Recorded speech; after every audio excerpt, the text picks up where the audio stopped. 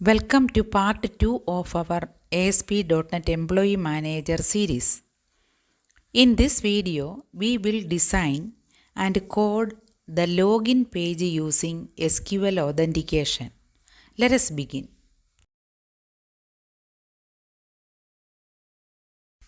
Here is what we will cover: creating the login form, writing SQL code to verify credentials, handling login success and failure with appropriate redirection.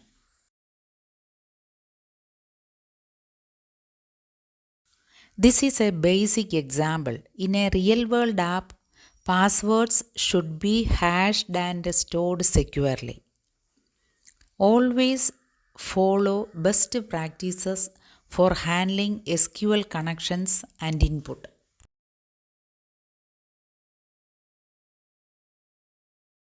We will design the login.aspx page with two text boxes for the username and password, a login button, and a label to show errors if the login fails. This VB.NET code checks if the entered credentials match a record in the users table. If they match, the user is redirected to the dashboard. Otherwise, an error message is displayed.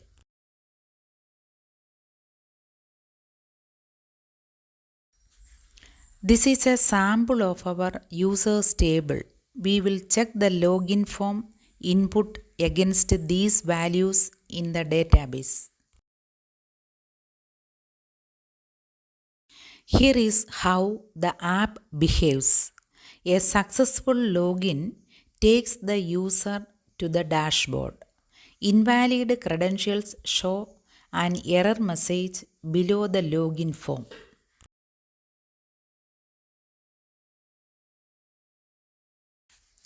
Here is how the application behaves.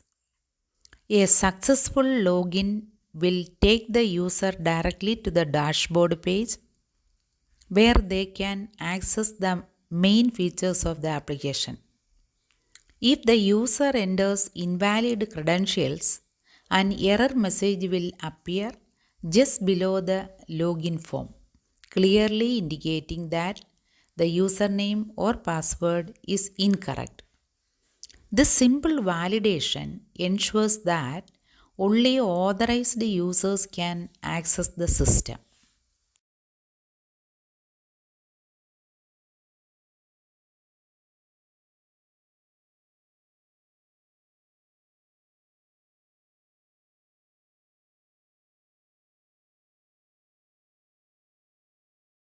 To recap, we created a login form, wrote code to verify users from the SQL Server database, and handled redirects.